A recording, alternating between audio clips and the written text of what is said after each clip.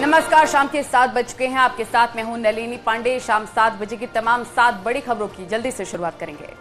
मैं हूं आपके साथ मेनका चौधरी। तो चलिए सबसे पहले देख लेते हैं खबरें कौन कौन सी है। सबसे पहले बात दुधवा पार्क की कर लेते हैं। दुधवा पार्क में बाघों की मौत पर सीएम योगी ने चिंता जाहिर की, तो वहीं मुख्यमंत्री अभ्युदय योजना के अभ्यर्थियों को मुख्यमंत्री ने संबोधित किया।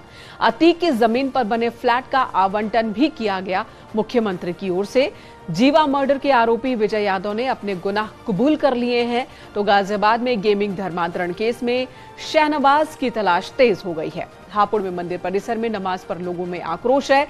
तो मेरठ में ट्रैक्टर ड्राइवर की मौत स्टंट के चलते हो गई।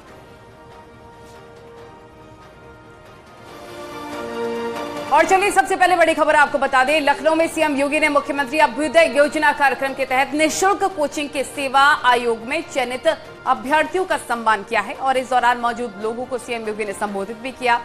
सीएम योगी ने कहा कि अभ्युदय योजना से कोचिंग का बेहतर रिजल्ट मिला है। पहले की सरकारों ने इसे नहीं सोचा था। आईएएस में जिनका चयन हुआ वो छात्रों वो पढ़ाते हैं। मार्गदर्शन से कठिन लक्ष्य को पाया जा सकता है। अभ्युदय कोचिंग 2 सालों में ही परिणाम दे रहा है और संघ लोक सेवा में 23, यूपी लोक सेवा आयोग में 95 चयनित हुए हैं।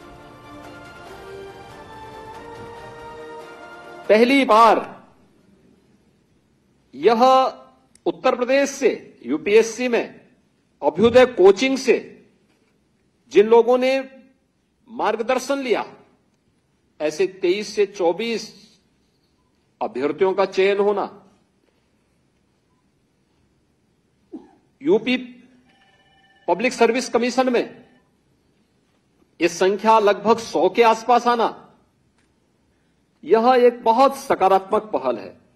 और इस सकारात्मक पहल के लिए आपकी मेहनत को और विभाग के प्रयास को मैं सराहना करता हूं। मैं इसके लिए आप सबका हृदय से अभिनंदन करता हूं।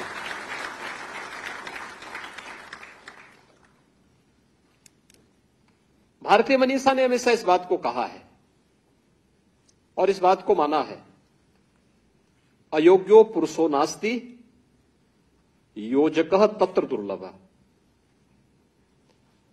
इस प्रकार के श्लोक आपको अपने यूपी में प्रशिक्षण के दौरान वेंकटेश्वर लू के मुंह से सुनने को मिलेंगे।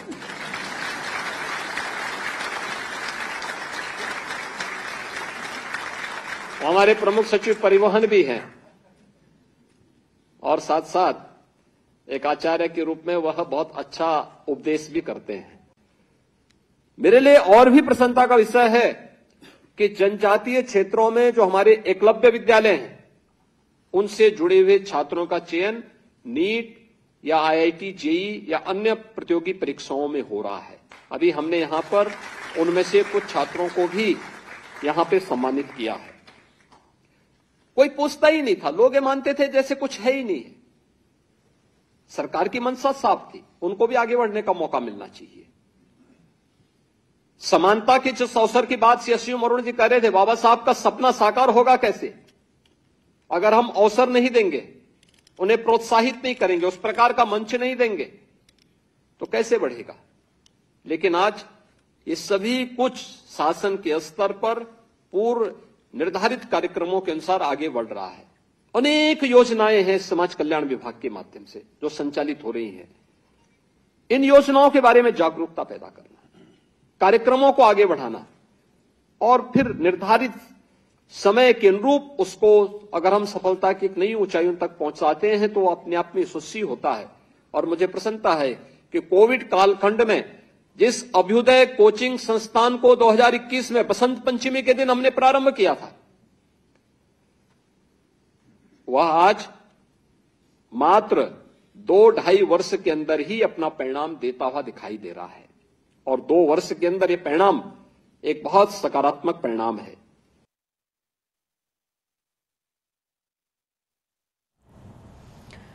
और आज लखनऊ के लोक भवन में स्वास्थ्य विभाग का बड़ा कार्यक्रम हुआ। एएनएम वर्कर्स को नियुक्ति पत्र वितरित किया गया। यूपी अधीनस्थ सेवा चयन आयोग की ओर से 75 जिलों के लिए चयनित 7,182 एएनएम वर्कर्स को सीएम योगी ने नियुक्ति पत्र बांटे। इस दौरान मुख्यमंत्री ने कहा कि हमने धांधली, अव्यवस्था, अराजकता और भ्रष्टाचार को स्वीकार नहीं किया है। पहले की सरकारों में नियुक्तियों में पारदर्शिता नहीं थी।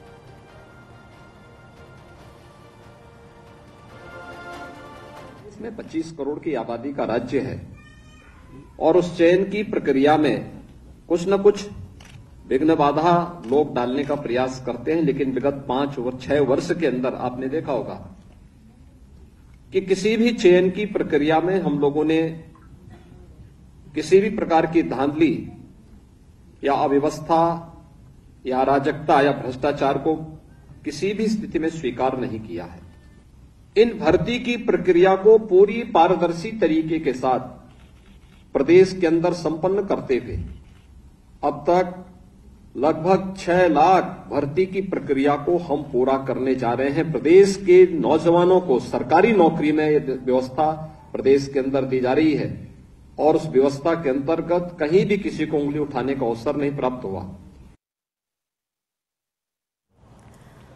और प्रयागराज के लूकरगंज में माफियाती के कब्जे से मुक्त कराई गई जमीन पर फ्लैट्स बनकर तैयार हो चुके हैं। आज 76 फ्लैट्स की लॉटरी निकाली गई जिसमें हर कैटेगरी को फ्लैट्स दिया गया है। कुछ दिनों बाद सीएम योगी खुद लाभार्थियों को 24 सौंपेंगे और इस जमीन पर गरीबों के लिए फ्लैट्स बनाने का ऐलान सीएम योगी ने ही किया था। 26 दिसंबर 2021 को सीएम योगी ने अपने ड्रीम प्रोजेक्ट का शिलान्यास किया था।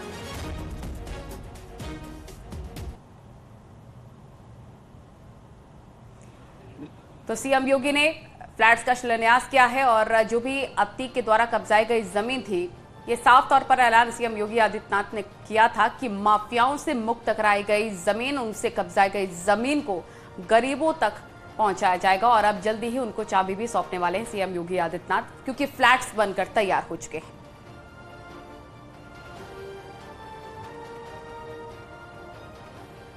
सर वो मिला है, आज कितने सालों से मैं भर रही हूँ लेकिन मुझे नहीं मिला आज तक। मैं विकलांग हूँ, जगह जगह किराए का मकान बदलते हुए थक गई हूँ सर। अच्छा, कभी सोचा सर कि आपका घर नहीं है और मुख्यमंत्री जी इस तरह से प्रधानमंत्री आवास योजना के तहत माफिया से जमीन खाली कराकर गरीबों के लिए भी घर बनाएंगे? नहीं सर, मैं कभी नहीं सोची थी, लेकिन आज जो हुआ है, इसमें जो फ्लैट आवंटन हुआ है ये है मिस्टर कमल कुमार टोला, दिल से इनको फादर्स नेम है। जनपद प्रयागराज में माफिया से हम लोगों ने जमीन खाली कराई, जो एंड थी उस पर माफिया का आवाज था, उसका आपस में चलता था। प्रयागराज विकास प्राधिकरण ने उसको ध्वस्त किया। उसके बाद से PMY के अंतर्गत हम लोगों ने ये प्रोजेक्ट सेक्शन कराया और इस समय पूर्ण रूप से हमारे जो 76 फ्लैट्स हैं बनकर तैयार हैं और आज लॉटरी के माध्यम से हम लोगों ने उसका आवंटन किया। तो जिस जमीन पर अतीक ने कब्जा कर लिया था, माफिया ने कब्जा कर लिया था, उस जमीन पर गरीबों को आशियाना मिल रहा है। सीएम योगी आदित्यनाथ के ड्रीम प्रोजेक्ट्स में शामिल था ये। अब आपको 3 तस्वीरें दिखाते हैं। 26 दिसंबर 2021 वो तारीख जब सीएम योगी आदित्यनाथ ने यहां पर भूमि पूजन करवाया था। 26 दिसंबर 2021 को भूमि पूजन, जिसके बाद फ्लैट का काम शुरू हुआ। 1 जून को फ्लैट पूरी तरह से बनकर तैयार भी हो गया। तो आज 76 फ्लैट्स का आवंटन लॉटरी के जरिए करवाया गया, यानी कि 1 साल कुछ महीने में ही ये फ्लैट बनकर तैयार हो गया। दिसंबर 2021 में भूमि पूजन और अब देखिए जून 2023 में लॉटरी के जरिए ये फ्लैट्स आवंटित हुए हैं। 76 गरीब परिवारों को ये फ्लैट मिल रहे हैं। इनको मिला है B104, मतलब चौथा फ्लैट, सीरियल नंबर है। चलिए आगे बढ़ते हैं। बीजेपी के प्रदेश अध्यक्ष भूपेंद्र सिंह चौधरी ने प्रबुद्धजन सम्मेलन में शिरकत की है और इस दौरान मोदी सरकार के 9 साल के कार्यकाल की उपलब्धियों को भी गिनवाया है। लोगों को संबोधित करते हुए भूपेंद्र चौधरी ने कहा कि ये सरकार गरीबों के विकास के लिए प्रतिबद्ध है। इस दौरान समाजवादी पार्टी पर भी जबरदस्त हमला बोला और कहा कि समाजवादी पार्टी पूरी तरीके से कंफ्यूज है। सुनिए और क्या कुछ उन्होंने कहा। आदरणीय नरेंद्र मोदी जी के नेतृत्व में सेवा, सुशासन, गरीब कल्याण के 9 वर्ष पूरे होने के उपलक्ष्य में भारतीय जनता पार्टी ने एक व्यापक जनसंपर्क अभियान का कार्यक्रम 30 मई से 30 जून तक तय किया। कार्यक्रम में लोकसभा और विधानसभा और बूथों के अनुसार कार्यक्रम हम लोग करने और अपना पूरा रिपोर्ट कार्ड लेकर सरकार का जनता के बीच में घर घर जाना। आज सिद्धार्थनगर में इस लोकसभा का, डुमरियागंज लोकसभा का एक प्रबुद्ध सम्मेलन था और हम सब लोगों ने मिलकर आज जो हमारी सरकार की उपलब्धियां हैं, हमारी सरकार का 9 वर्ष का रिपोर्ट कार्ड है, उसकी चर्चा हम लोगों ने की। इधर केंद्रीय मंत्री और अमेठी सांसद स्मृति ईरानी ने आज रायबरेली में बदले की राजनीति को नकारते हुए बड़ा संदेश दिया। स्मृति ईरानी ने प्रियंका गांधी को फोटो वाली टी शर्ट पहने फरियादी को पास बुलाकर उसकी न केवल फरियाद सुनी बल्कि अंगूठे से प्रियंका गांधी की फोटो छिपाने पर टोका भी। उन्होंने कहा कि फोटो मत छिपाओ, अपना काम बताओ, जरूर पूरा होगा। दरअसल स्मृति ईरानी 2 दिवसीय दौरे पर अमेठी लोकसभा में आने वाली रायबरेली की सलोन विधानसभा सीट पर पहुंची हैं। तो वहीं केंद्रीय मंत्री और अमेठी सांसद स्मृति ईरानी की रायबरेली दौरे पर हैं। एक कार्यक्रम में शामिल होने जा रहे स्मृति ईरानी की गाड़ी के सामने नौकरी से निष्कासित संविदा कर्मी पहुंच गया। स्मृति ईरानी ने तुरंत ही नीचे उतरकर उसे समझाया, उसकी समस्या को समझा और मेडिकल कराए जाने का निर्देश दिया। बात तो बताओ भैया।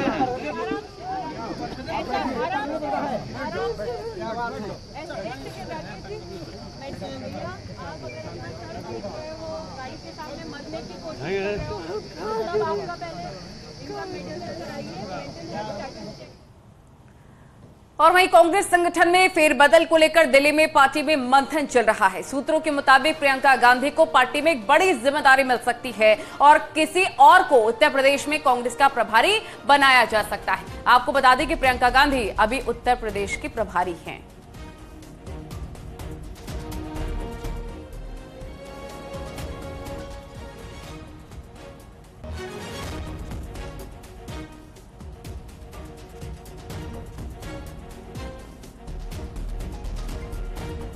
और इसी मसले पर कांग्रेस के राज्यसभा सांसद प्रमोद तिवारी ने कहा कि प्रियंका गांधी कांग्रेस की शीर्ष नेता हैं और वो क्या फैसला लेंगी इस पर ही कोई प्रतिक्रिया वही दे सकती हैं।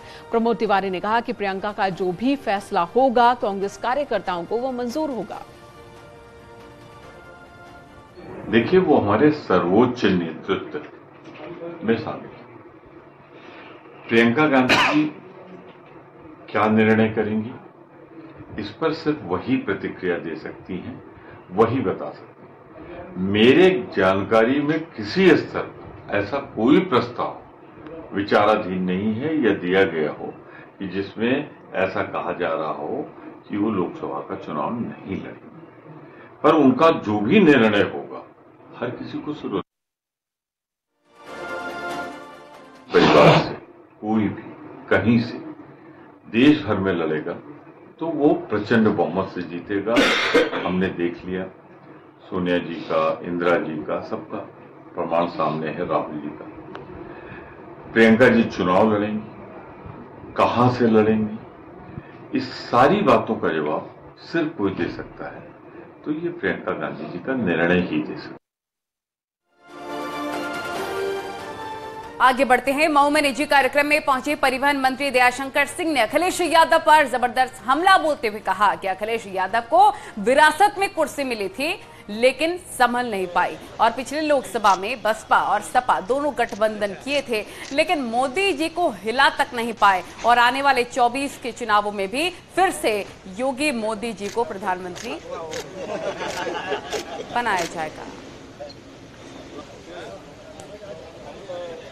आज जो है सरदार नारायण हॉस्पिटल में पूर्वांचल का ये हॉस्पिटल आज जो है लखनऊ और दिल्ली में जो सुविधाएं मिल रही हैं उस तरह की सुविधा जो अपने कैथ लैब का आज जो है उद्घाटन हुआ, जो विशेष करके जो हमारे जो हार्ट के पेशेंट हैं उनके लिए वरदान साबित होगा। इधर उन्नाव में बीजेपी ने व्यापारी सम्मेलन का आयोजन किया। कार्यक्रम में डिप्टी सीएम ब्रजेश पाठक के साथ ही बीजेपी सांसद साक्षी महाराज ने भी शिरकत की।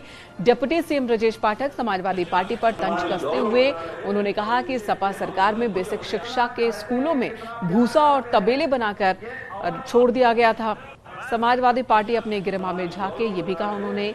साथ ही ये भी कहा कि समाजवादी पार्टी का वही हाल है जो 100 चूहे खाकर हज को जाने वाली बिल्ली को।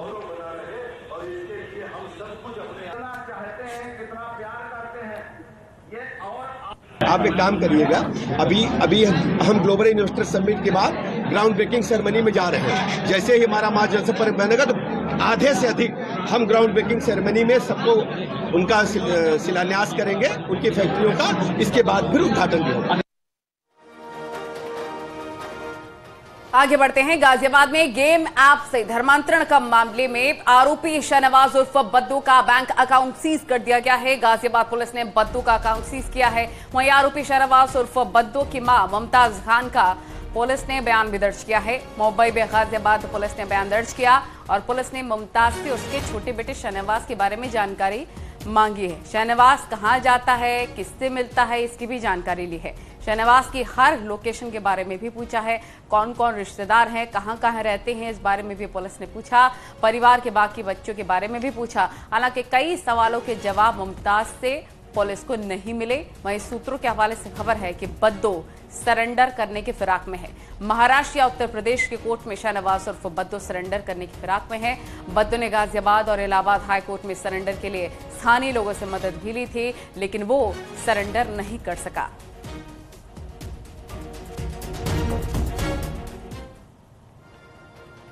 इधर कानपुर देहात में लव जिहाद का एक मामला सामने आया। मुस्लिम युवक शानू हाशमी उर्फ शानू चिकना के नाम ने अपना नाम बदलकर ऋषभ दुबे के नाम से पुलिस भर्ती की तैयारी कर रही छात्रा से दोस्ती की। ये दोस्ती फेसबुक पर हुई।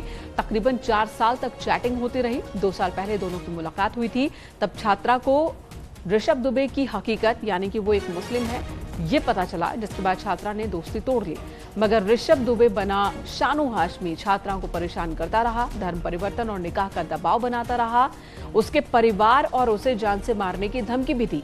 छात्रा की शिकायत पर पुलिस ने रिपोर्ट दर्ज किया है। आरोपी को गिरफ्तार कर लिया है।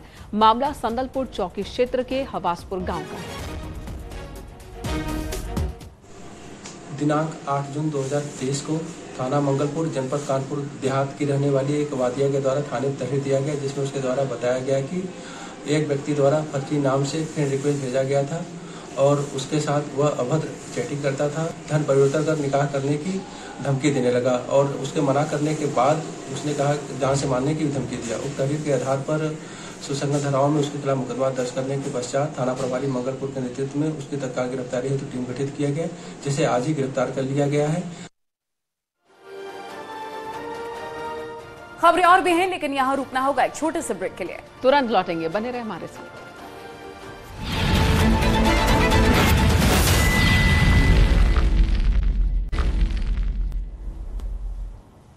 ब्रेक के बाद खबरों में आगे बढ़ते हैं। 6 जून को बांदा के कारोबारी मनीष सोनी से हथियारों के बल पर बुंदेलखंड एक्सप्रेसवे से 50 किलो चांदी लूट ली गई थी। पुलिस जांच के बाद खाकी ही निशाने पर आ गई है। पुलिस ने चांदी लूट के मामले में औरैया के इंस्पेक्टर अजय पाल सिंह, दरोगा चिंतन कौशिक समेत 6 लोगों को गिरफ्तार किया है।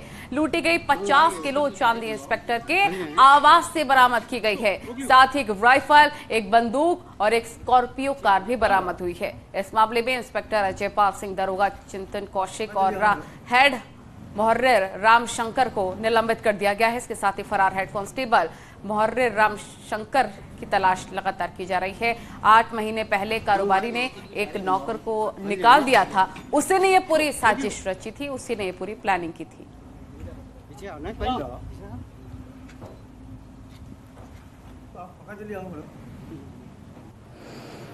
इसके बाद एसपी ने जैसी जानकारी में तत्काल एक मुकदमा पंजीकृत किया और अलग अलग तरह की टीम्स बनाई गई जो हर प्रकार का इलेक्ट्रॉनिक और फिजिकल एविडेंस को कलेक्ट कर रही थी। इस टीम को सफलता मिली है, एसपी औरैया की टीम को, और आज देर रात और सुबह इसमें 6 लोगों को गिरफ्तार किया गया है। कि ये जो चोरी की गई चांदी है इसको लोगों ने भोगनीपुर में कहीं रखा है और जमीलुद्दीन, संजय चकवा, रफत खान और राकेश, ये सब लोग जो चोरी में उपयोग की गई ये चांदी को चोरी ऑब्लिक लूट के घटना में उपयोग की गई स्कॉर्पियो थी, उसमें लेकर ये लोग औरैया की तरफ आए हैं, जहां से वो भोगनीपुर की तरफ जा रहे हैं। कानपुर देहात से पहले इनको जालौन और औरैया के रास्ते में इनको रोका गया। रोककर पूछताछ की गई तो उन्होंने घटना को कबूल किया। 200 मीटर पहले उन्होंने मेरे को हाथ दिया और 2 पुलिस वर्दी में थे एक डबल स्टार लगाए हुए थे, एक सिपाही वर्दी में थे, 2 लोग सिविल ड्रेस में थे। उन्होंने गाड़ी में हाथ गन पॉइंट में दिखा करके उन्होंने गाड़ी रोकी हमारी, और रोकने के बाद उन्होंने गाड़ी की पूरी चेकिंग करी। फोन छीनने के बाद उन्होंने भाभी का, भैया का, ड्राइवर का, सबका फोन छीन लिया, और फोन छीनने के बाद वो ड्राइवर को ले गए गाड़ी में। कितना माल था उसमें? उसमें सर 50 किलो चांदी थी। फिर आपने पुलिस को कब सूचित?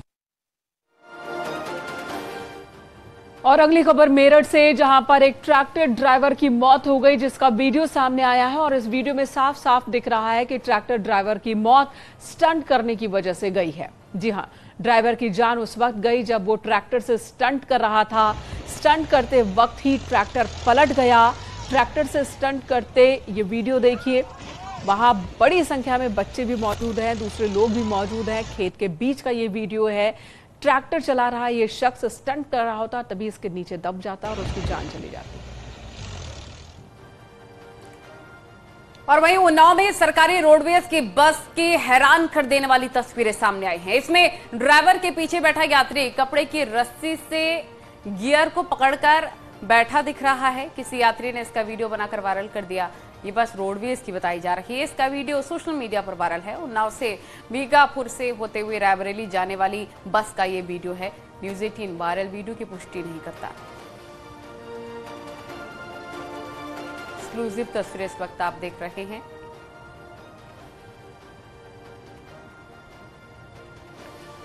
तो बस की बदहाली का दरअसल ये वीडियो है, और किस प्रकार का कंडीशन है रोडवेज बस का, वो बयान करती है तस्वीरें, जो कि अब सोशल मीडिया पर वायरल हो रही हैं।